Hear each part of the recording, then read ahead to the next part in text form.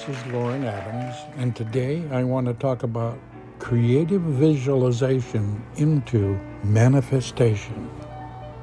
And since my life is based in this phenomenon, these are all my own original mechanical drawings and illustrations depicting the upcoming permanent home of the Loren Adams collection, the Loren Adams Museum of Fine Art. I've been believing in this dream now for over 20 years, but time isn't really an important factor.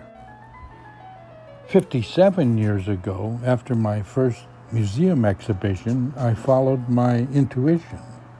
I quit my day job and nursing school because I had this dream and the belief in myself to follow it without ever looking back.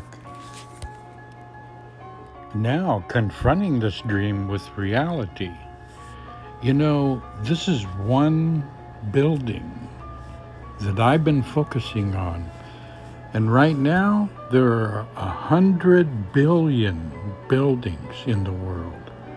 And it's probably safe to guess that over 99% of them were made from either blueprints, mechanical drawings, or at least scribbled on a napkin before they were actually built, right?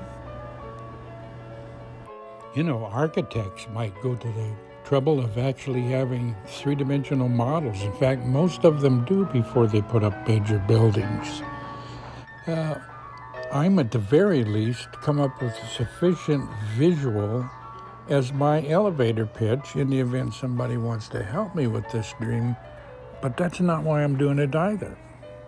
At 78 years old, I'm rather more interested in inspiring others to not give up on their dreams, because I see that eventually mine is going to come true. Otherwise, the thought wouldn't have come into my mind in the first place. In this new age or paradigm where we're not as constrained by belief systems, it's like we're free to follow our wildest dreams. And by the way, when I was doing my studies at the American Public University in entrepreneurship, the entrepreneur's motto is, if you don't dream big, nothing will damn for sure happen. So what you want to do is don't limit your dreams. Dream as big and phantasmagorical as you can. Dream, but keep it real as you can too. For instance, I did my research. Seascapes, by some people's way of thinking, is a good racket. But that's because there's over 8 million miles of shoreline. There's over 5,500 little villages and towns and cities on the coastline. And over 80% of the population lives within 50 miles of a coastline. So, there is this emotional attachment to the waves or seascapes. Yeah, because painting the sea, in my particular case, involved me mastering the ocean and tempest within myself.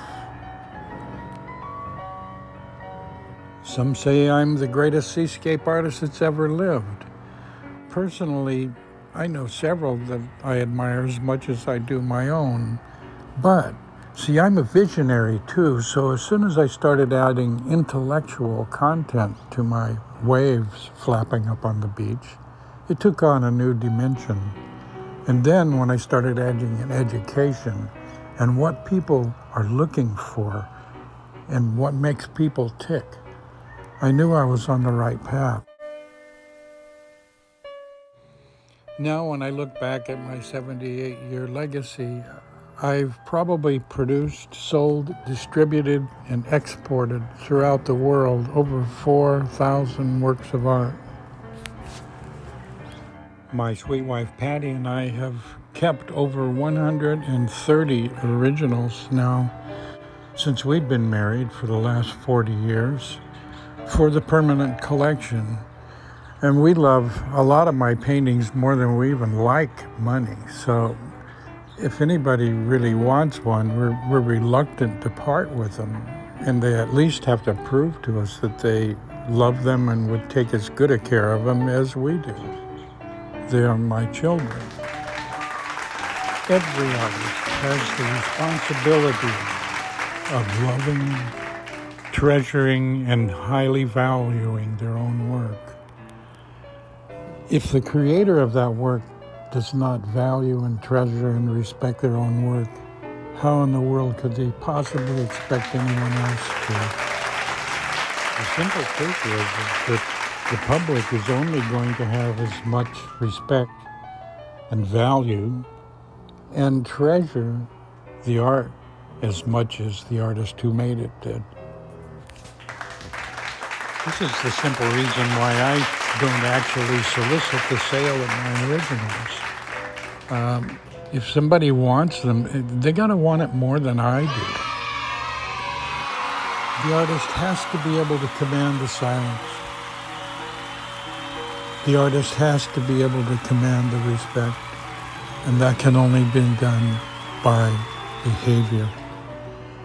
And after many, many years of belief on the action plane of consciousness, the fruit starts falling from the trees. It's highly successful, of course. And you got to be ready for that. The artist has to be ready to accept total success and recognition. Everything you expect has to be in your mind. It has to be part of the goal ultimately. And in order for it to work, it has to be about helping other people, not just to make a lot of money so you can buy more toys. So the new paradigm is here now, and we all have new tasks ahead of us, especially those of us who are making art and music. With the God as myth proclamation and that argument and unsettled social polarization factors all over the place, believers throughout the world are now asking themselves, when, what, where, how, why, and who? What do I believe? Followed by, so what, now what, then what, and when? Most especially when. In the light of day, people everywhere need something to believe in. Believe in yourself. Grab your bull and your dream by the horns. Bloom where you stand.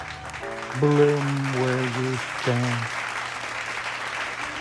Whatever your beliefs were while you were developing into a person you now love and respect, be that and just be happy. Be happy for who you are. Take the ethics and the moral values that you value personally and move on. Take the best and leave the rest. After all, it was just part of what built you into somebody you love. No sense in blaming the underpaid teachers who apparently taught you what you're having problems with. See, the real issue is that you don't need anybody. The ball is in your court. It's your turn. Please rise and shine. You've been born in my mind in the first place.